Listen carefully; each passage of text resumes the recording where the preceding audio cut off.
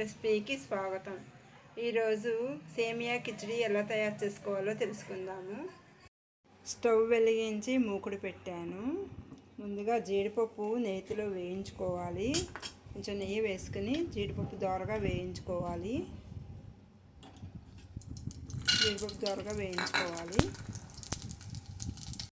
దోరగా వేగిపోయాయి. ఒక ప్లేట్లోకి తీసేసుకోవాలి. మళ్ళీ కొంచెం నెయ్యి వేసాను. సేమియా కూడా ఇలాగ నెయ్యిలో వేయించుకోవాలి. ఇవి కూడా కొంచెం వేగాలి, దోరగా వేయించుకోవాలి. ఇవి కూడాను నేతిలో వేయించుకుంటే చాలా బాగుంటాయి. రెండును దోరగా వేయించుకోవాలి. సేమియా కూడా ఇలా వేగిపోయింది. ఇది కూడా ఒక ప్లేట్లోకి తీసేసుకోవాలి. ఇప్పుడు కొంచెం ఆయిల్ వేసుకోవాలి. ఎక్కువ ఆయిల్ పట్టదు, ఇదైతే సరిపోతుంది. ఆయిల్ కాగింది. కొంచెం అల్లం వెల్లుల్లి పేస్ట్ వేస్తున్నాను. ఇలాగా ఇది జస్ట్ ఒక్కసారి ఇలా వేగాక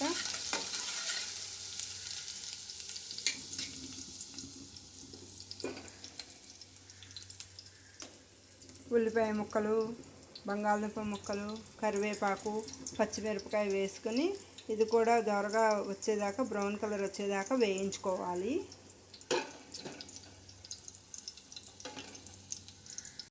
ఉల్లిపాయ ముక్కలు, బంగాళదుంప ముక్కలు,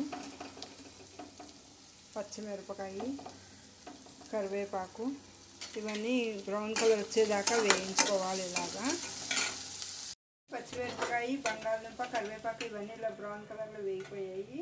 ఈ వేయించుకున్న జీడిపప్పులు నేతిలో వేయించుకున్నాం కదా, ఇవి కూడా ఇలా వేసేసుకోవాలి. వేసేసుకుని కొంచెం పసుపు వేసుకోవాలి. సేమియా కిచడీకి సరిపడా సాల్ట్ వేసేసుకోవాలి. ఇలా ఒకసారి కలిపేసుకుని ఈ తరిగిన టమాటా ముక్కలు ఉన్నాయి కదా, ఇవి కూడా వేసేసుకోవాలి.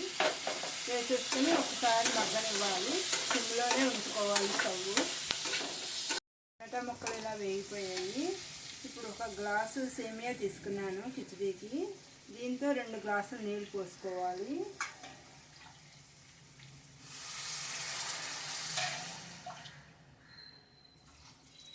ఈ టమాటా ముక్కలు, బంగాళదుంపలు ఇవన్నీ ఉన్నాయి కదా, ఒక్కసారి ఇలా ఉడుకు రానివ్వాలి. ఇవన్నీ ఉడకాలి ఒక్కసారి.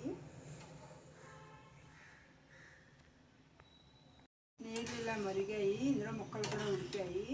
ఇప్పుడు సేమియా ఉంది కదా, సేమియా ఇలా వేసేసుకుని బాగా ఇలా ఒకసారి కలిపేసుకొని సిమ్లో ఉంచుకోవాలి. ఇది మెల్లిగా మగ్గనివ్వాలి. ఇలాగా స్టవ్ సిమ్లోనే ఉంచుకోవాలి.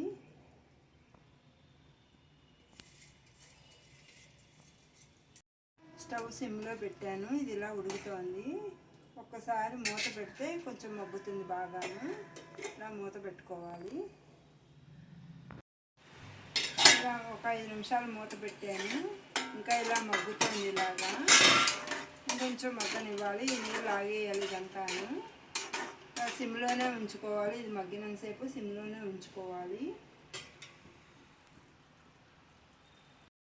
సేమియా కిచడీ ఇలాగా ఉడికిపోయింది, నీరంతా లాగేసింది. ఇలాగ ఒకసారి కలిపేసుకుని స్టవ్ ఆఫ్ చేసేసుకోవడం. నేను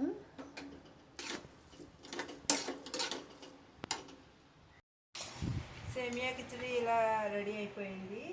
ఇది ఒక ప్లేట్లోకి తీసుకొని వేడివేడిగా తినలేను. సేమియా కిచడీ రెడీ అయిపోయింది. ఇది ఒకసారి ట్రై చేసి చూడండి. ఈ వీడియో చూసినందుకు కృతజ్ఞతలు.